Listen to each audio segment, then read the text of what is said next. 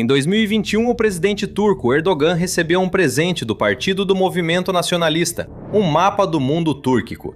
Ele abrangia enormes extensões da Ásia Central, do Cáucaso e, notavelmente, partes significativas do território do sul da Rússia, além da China e dos Balcãs. A implicação era de que este é o mundo túrquico, o nome para os diversos grupos étnicos espalhados pela Eurásia, e a Turquia é seu centro natural. Em vez de indignação pública, o porta-voz do Kremlin, Dmitry Peskov, simplesmente descartou a precisão do mapa, observando que o verdadeiro centro do mundo túrquico era, na verdade, a região de Altai, que por acaso fica exatamente dentro das fronteiras da Rússia. Para o Kremlin, isso foi uma provocação diplomática e mais uma encenação para as aspirações internas da Turquia do que um movimento geopolítico. Mas avançando para os dias de hoje, o clima em Moscou mudou consideravelmente. O mapa é mais um sinal ao Kremlin e a Vladimir Putin de que o controle russo na Ásia Central enfraquece, e a Turquia está pronta para ocupar esse espaço. Em uma monografia publicada em 2025, intitulada Mitologias do Panturquismo e a Segurança da Rússia e da Eurásia no século XXI, Sheiguron, especialistas alertam que o fortalecimento da identidade túrquica na Ásia Central pode ameaçar não só a influência russa na região, mas também a integridade territorial da Rússia. Enquanto isso, o Conselho Russo de Assuntos Internacionais publicou uma análise em abril de 2026, alertando sobre a política panturca da Turquia se espalhando pela região. Isso representa uma mudança dramática de tom e mostra que algo real está acontecendo na Ásia Central, algo que Moscou passou décadas tentando impedir. Para entender o cenário em mudança, é necessário compreender a região. A Ásia Central é composta por 5 ex-repúblicas soviéticas: Cazaquistão, Quirguistão, Tadjiquistão, Turcomenistão e Uzbequistão. Juntas, abrigam cerca de 78 milhões de pessoas. Mais importante, elas têm grandes reservas de petróleo, gás e minerais raros, somando mais de 5% das reservas globais de petróleo e gás. E elas estão situadas ao longo das antigas rotas comerciais da Rota da Seda, que agora abrigam oleodutos e corredores ferroviários transcontinentais que conectam o Ocidente ao Oriente por terra. Na verdade, lá em 1904 e 1919, o geógrafo britânico Halford Mackinder afirmava que quem controlasse essa região teria a chave para o poder mundial. Não é preciso acreditar totalmente nessa teoria para notar que todas as grandes potências já se interessaram pelo que acontece aqui. No início do século XX, a União Soviética era, de fato, quem controlava a maior parte dessa região, e era uma potência mundial de destaque. E hoje, Rússia, China, Estados Unidos, União Europeia, Irã e até mesmo a já mencionada Turquia estão todos competindo por influência sobre a região. Há 30 anos, a diferença principal é que a influência russa está sendo gradualmente corroída. Após o colapso soviético em 1991, Moscou prendeu a região por meio de uma rede de instituições e pressão. A Comunidade dos Estados Independentes uniu muitas dessas economias. A Organização do Tratado de Segurança Coletiva, OTSC, deveria ser o elo militar. Moscou firmou tratados de defesa com várias das 5 repúblicas, posicionou tropas russas em fronteiras estratégicas na região e controlava rotas de oleodutos e gasodutos que levavam petróleo e gás da Ásia Central ao mundo. Quando qualquer um daí saía da linha, o Kremlin não hesitava em apertar um pouco mais o cerco.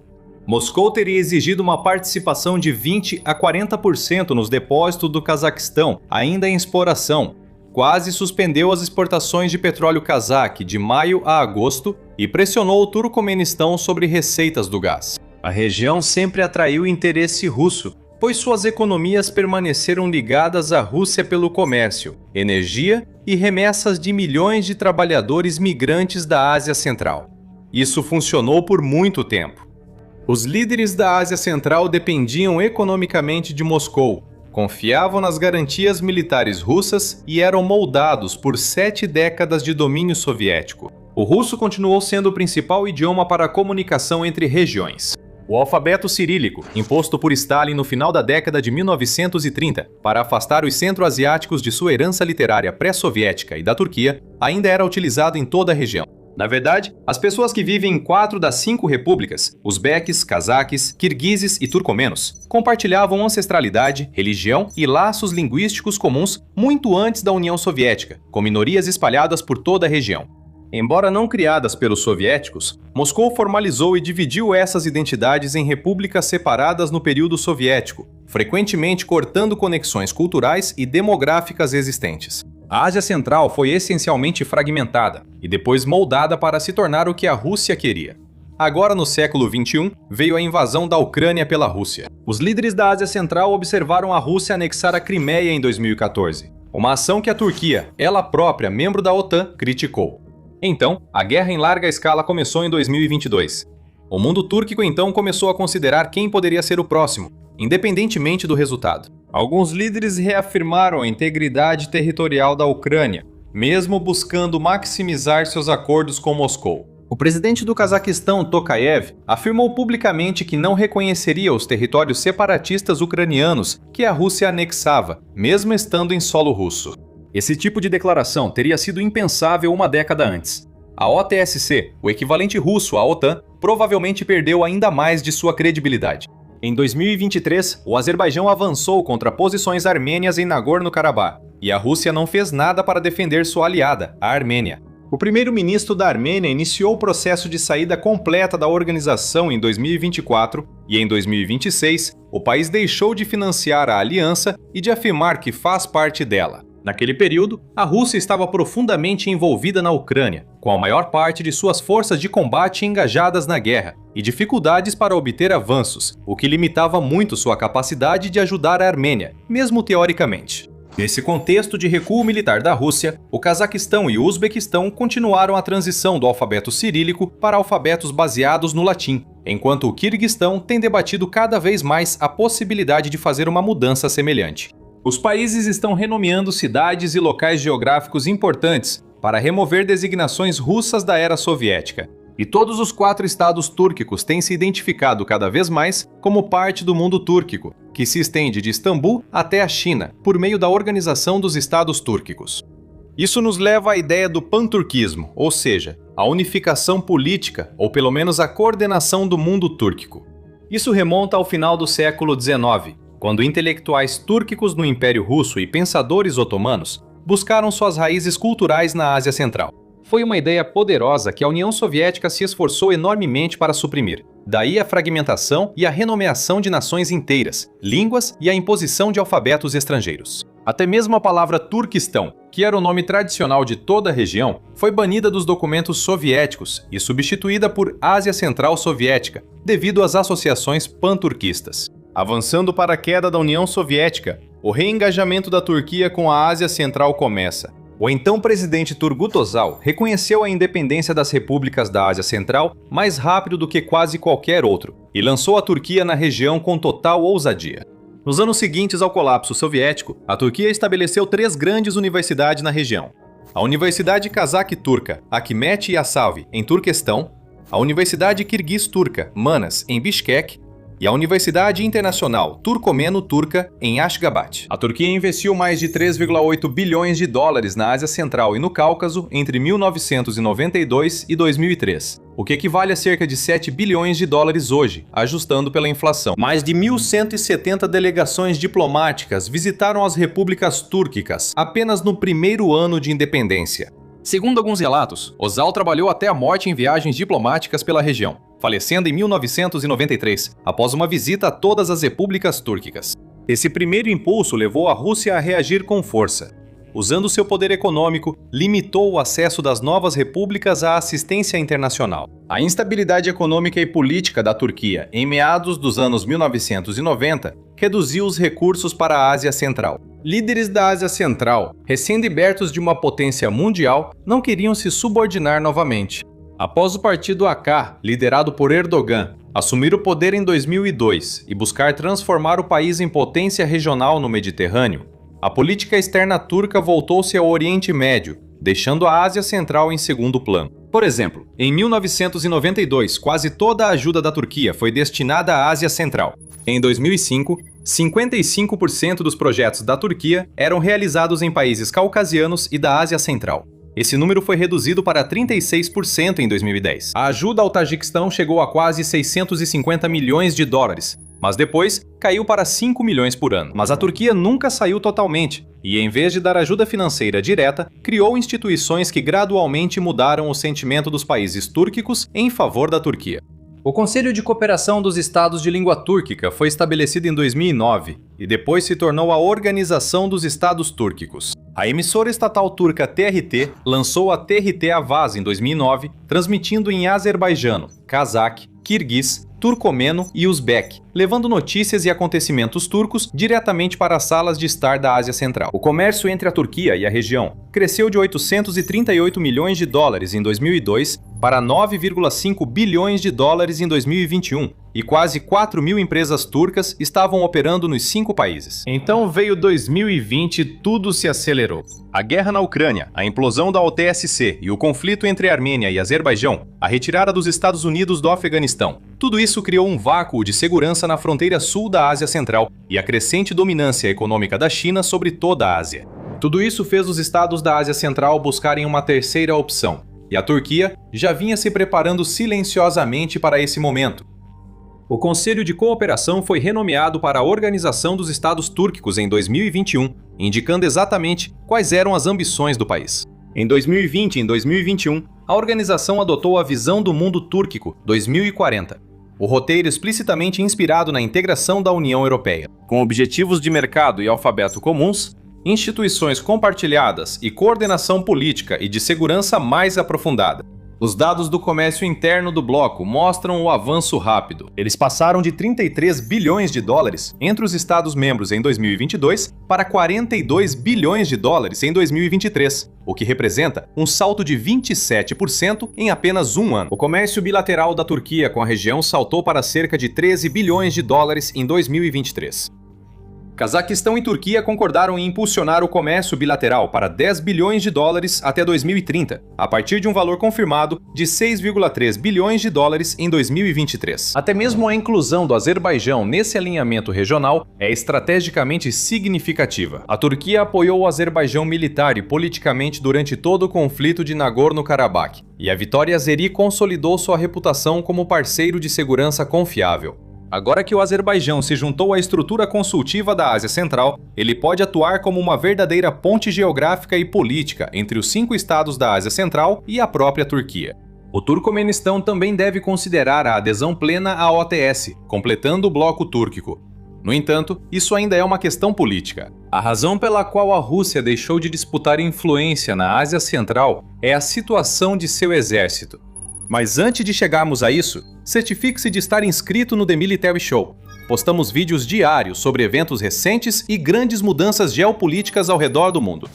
Sobre o exército da Ásia Central. A maioria usava equipamentos soviéticos, depois recebendo suporte e treinamento russos, sempre seguindo a doutrina russa. Por muito tempo, sempre que um país precisava de ajuda militar, a Rússia enviava tropas. Na verdade, isso foi em 2022, quando a Rússia enviou tropas de paz ao Cazaquistão, durante os distúrbios de janeiro causados pelos preços dos combustíveis. Mas a Rússia não avançou significativamente em 4 anos de guerra na Ucrânia, fazendo muitos duvidarem da capacidade real do exército russo na guerra moderna. Do outro lado está a Turquia. O drone Bayraktar TB2 da Turquia estabeleceu sua reputação na Líbia e na Síria, e depois se provou de forma decisiva na guerra de Nagorno-Karabakh de 2020, onde devastou blindados e defesas aéreas armênias. A própria Ucrânia tem usado esse drone extensivamente desde 2022, com muitos veículos de imprensa afirmando que ele foi uma verdadeira tábua de salvação durante os primeiros meses da guerra, antes que a Ucrânia desenvolvesse sua própria indústria de drones. Até 2023, a maioria dos países da Ásia Central havia comprado drones turcos, embora o Tajiquistão tenha se aproximado mais da tecnologia de drones iraniana. O Cazaquistão assinou um acordo para produzir drones Bayraktar turcos sob licença em seu território, passando a fabricar tecnologia militar turca localmente. O Quirguistão aumentou a compra de drones após sofrer pressão de forças tajiques apoiadas por interesses ligados à Rússia, enxergando na Turquia um parceiro de segurança eficaz. Até o Turcomenistão, que foi oficialmente neutro por décadas, ampliou discretamente seu arsenal com sistemas turcos. O Uzbequistão fez suas compras em 2023 e assinou um acordo abrangente de cooperação militar com a Turquia em 2022, que cobre compartilhamento de inteligência, logística conjunta, cooperação na indústria de defesa e educação militar. Isso foi ampliado para um acordo completo de cooperação militar em 2026. A Turquia mantém relações bilaterais, evitando criar um bloco formal, pois sabe que os estados túrquicos provavelmente se opoririam a um bloco militar direto. Assim como a antiga União Soviética, o que gera ainda mais apoio para cooperações futuras. E dado o que vimos da inação da Rússia na Armênia, das retiradas da Síria e do estado da OTSC como um todo, é seguro dizer que alguns estados túrquicos já não sentem que a Rússia os apoia. O Cazaquistão, em particular, é o maior membro não russo da OTSC, e algumas pesquisas sugerem que o apoio da população local à aliança existente é baixo. O país passou a se precaver contra a Rússia, agradando a Turquia com mais comércio e a China ao tornar-se central na iniciativa do Cinturão e Rota para ampliar a influência chinesa no Oeste. Depois há o componente econômico e de recursos naturais vital, que destaca as reservas de petróleo e gás da região. A Rússia controla há muito tempo os oleodutos e gasodutos que levam petróleo e gás da Ásia Central à Europa, atuando como uma coleira. Desde a invasão da Ucrânia, Moscou interrompeu as exportações de petróleo do Cazaquistão pelo Porto Russo no Mar Negro pelo menos 4 vezes só em 2022, demonstrando como essa coleira pode ser puxada à vontade. A Turquia tem trabalhado ativamente na construção da infraestrutura para cortar essa coleira, culminando no Corredor do Meio, uma rota ferroviária e marítima que vai da China, passando pelo Cazaquistão, atravessando o Mar Cáspio, pelo Azerbaijão e Geórgia, entrando na Turquia e depois seguindo para o oeste até a Europa. O corredor, que antes tinha menos de 1% do tráfego do seu análogo russo ao norte, viu seus volumes de carga aumentarem 33% em 2022, depois 89% em 2023 e novamente 70% em 2024. Com transportadores desviando rotas da Rússia, o Banco Mundial prevê que, com melhorias logísticas, o frete pelo corredor pode triplicar para 11 milhões de toneladas até 2030. A União Europeia, o Banco Asiático de Desenvolvimento e parceiros bilaterais já se comprometeram a desenvolver o projeto.